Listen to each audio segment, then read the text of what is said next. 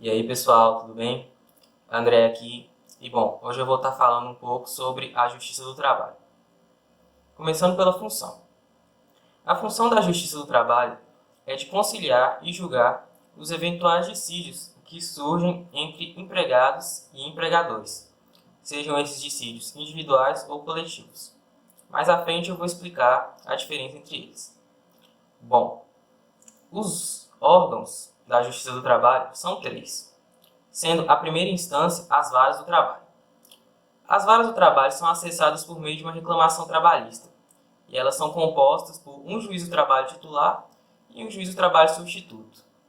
Lembrando que a vara do trabalho ela só pode julgar sobre os dissídios individuais surgidos nas relações de trabalho, ou seja, ela não pode versar sobre dissídio coletivo. Partindo agora para a segunda instância, que é quando o empregado ou empregador não aceita a decisão da vara do trabalho, que é recorrer, eles vão para o Tribunal Regional do Trabalho. Os tribunais regionais são compostos por, no mínimo, 7 juízes do trabalho, escolhidos preferencialmente na região onde aquele tribunal está instalado. Os tribunais regionais eles têm competência tanto para julgar o recurso contra a decisão da vara do trabalho, quanto os dissídios coletivos. O Tribunal Superior do Trabalho compõe a terceira instância da Justiça do Trabalho. O TST é composto por, no mínimo, 27 ministros, todos de reputação ilíbada, ou seja, pura, sem corrupção, e de notável saber jurídico.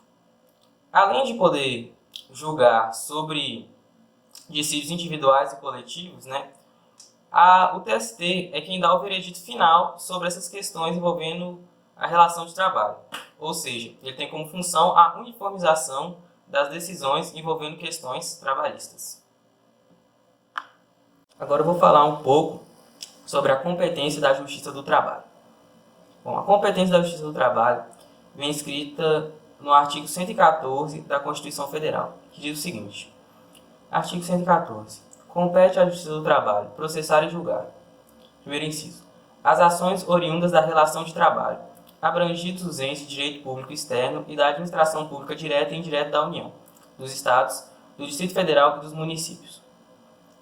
Bem, essas relações de trabalho, da qual versa o inciso primeiro, são apenas as relações de trabalho de regime seletista, ou seja, regidas pela CLT. As relações de trabalho estatutárias, regidas pelo Estatuto, não são resolvidas pela Justiça do Trabalho. Quem vai resolver isso vai ser a Justiça Comum, seja ela federal ou estadual.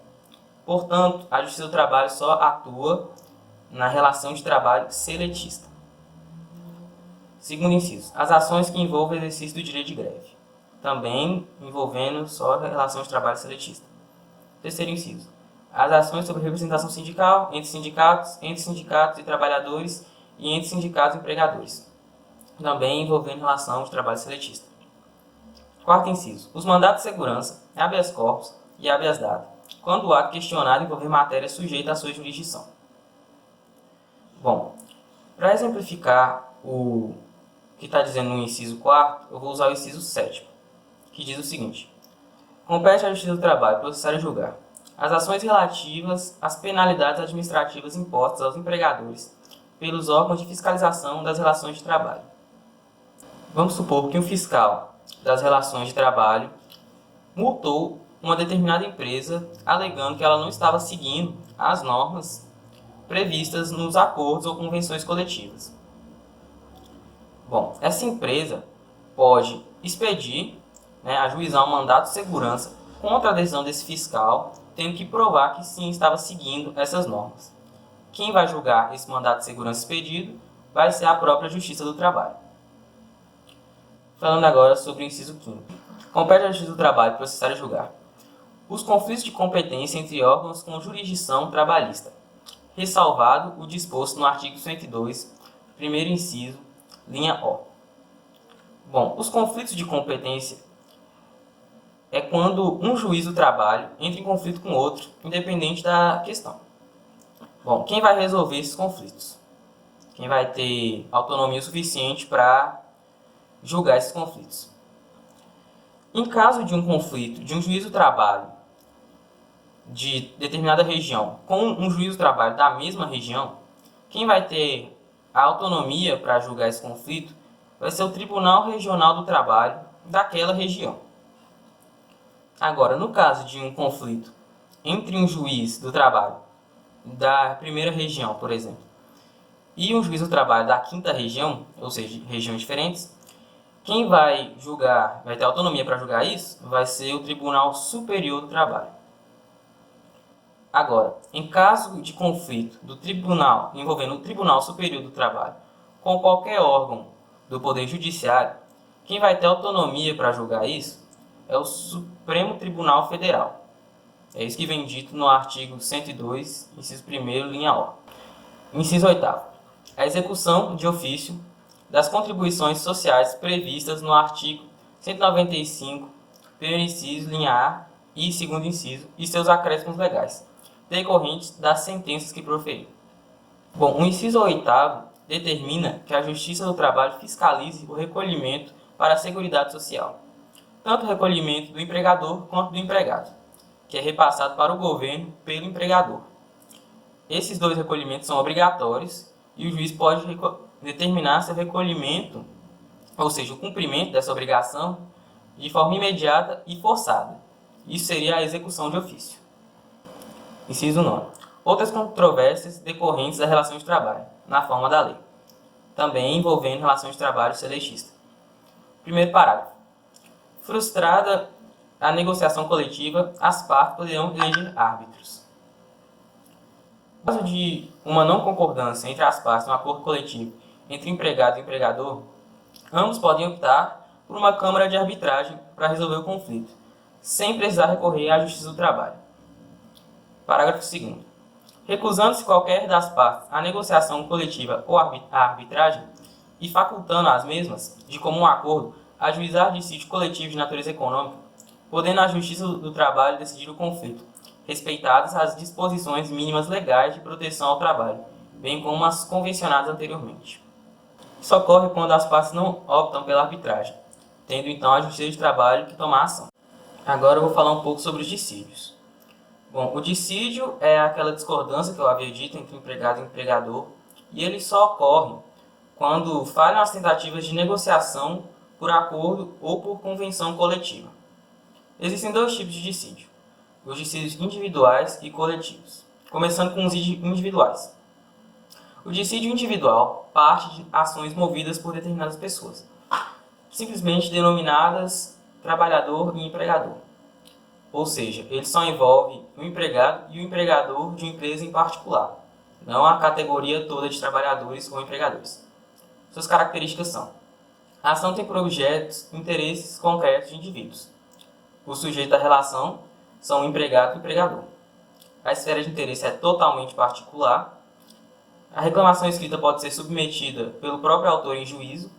E a sentença costuma ser perene, ou seja, duradoura, ao invés de possuir um tempo determinado. Dissídios coletivos. O dissídio coletivo expressa os interesses de toda uma categoria de trabalhadores ou de empregadores. Seus atores são os sindicatos trabalhistas para os empregados e os sindicatos patronais para os empregadores. Eles têm vários tipos, sendo eles o dissídio coletivo econômico, que busca a instituição de normas e condições de trabalho novas. O coletivo jurídico busca interpretar os acordos e as convenções coletivas. Os originários, que buscam instituir normas inéditas. Os de revisão, que buscam reavaliar as normas e as condições coletivas de trabalho. E os de declaração, que irão paralisar o trabalho de toda uma categoria de trabalhadores decorrente de greve. A resolução dos dissídios coletivos é aplicada a toda a categoria envolvida no dissídio. Por exemplo, se um dissídio coletivo ocorrer por parte dos bancários, que são os funcionários dos bancos, e eles obtiverem sucesso, a resolução será aplicada para toda a categoria. Reforma trabalhista e o dissídio. A reforma trabalhista foi implementada no Brasil por meio da Lei 13.467 de 2017. E isso impactou diretamente nas negociações coletivas, e isso afeta diretamente os dissídios. Bom, o que principalmente foi determinado nessa lei é que o negociado vai prevalecer sobre o legislado, ou seja, o que foi decidido em acordo ou convenções coletivas vai prevalecer sobre a lei. No entanto, as cláusulas normativas das convenções coletivas deixam de ter validade após o término da vigência do acordo. Antes, era possível manter em vigor algumas dessas normas coletivas, mesmo após o prazo vencido. O resultado disso é um crescimento nas ações judiciais para tentar manter os direitos anteriores, ou seja, dos dissídios coletivos. Em resumo, podemos dizer que a reforma trabalhista remodelou os dissídios coletivos e intensificou as disputas por melhores condições de trabalho. Do mesmo modo que os trabalhadores querem manter os direitos previstos em acordos, os empregadores não têm obrigação de negociar direitos que foram excluídos pela nova lei. Bom, o dissídio salarial é o tipo mais comum de dissídio e normalmente ele é resolvido com um acordo entre as partes. Portanto, não seria correto chamá-lo de dissídio, mas por convenção eles o chamam de dissídio salarial, que envolve reajuste de salário. Bom, esse reajuste de salário é definido tomando como ponto de partida uma data base.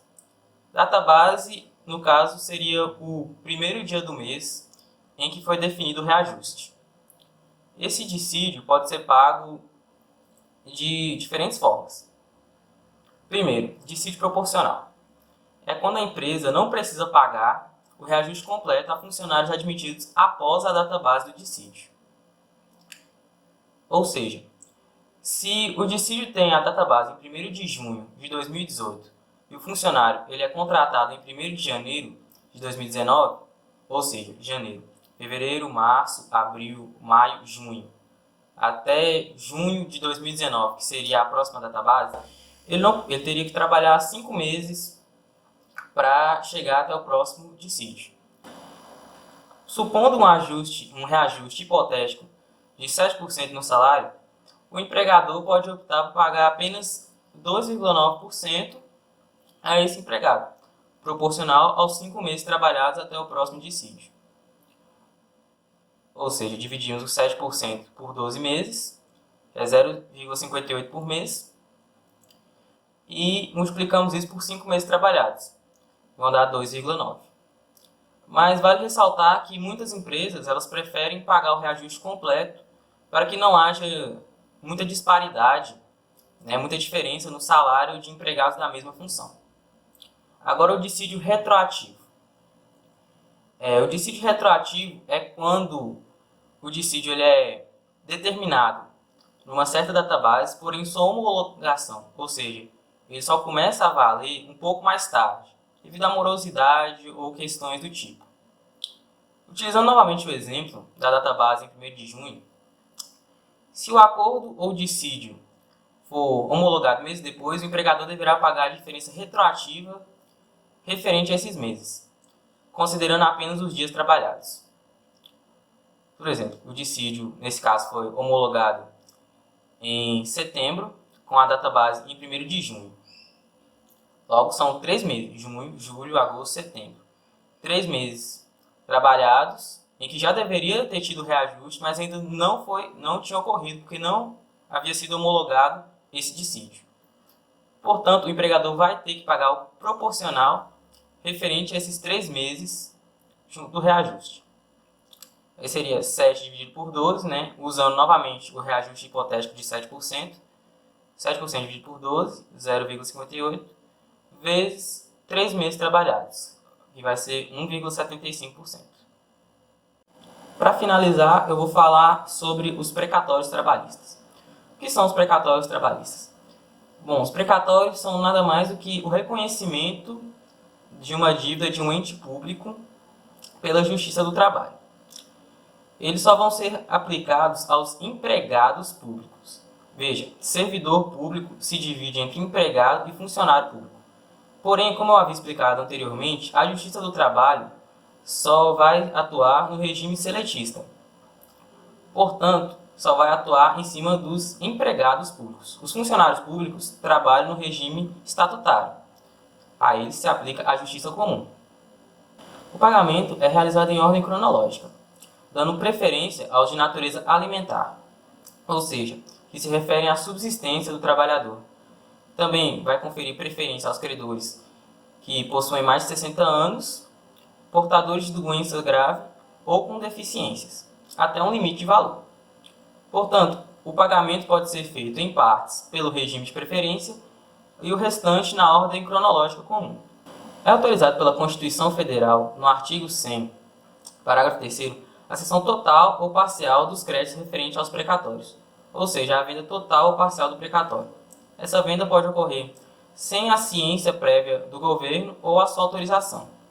No entanto, a prática é desaconselhável, visto a dificuldade da Justiça do Trabalho de atuar sobre qualquer questão envolvendo esse precatório, uma vez que a relação de trabalho, ou seja, de empregado e empregador, vai desaparecer e dar espaço a uma outra relação, que seria a relação de empregado com o terceiro, a pessoa que comprou, adquiriu esse precatório e que não é parte da relação trabalhista.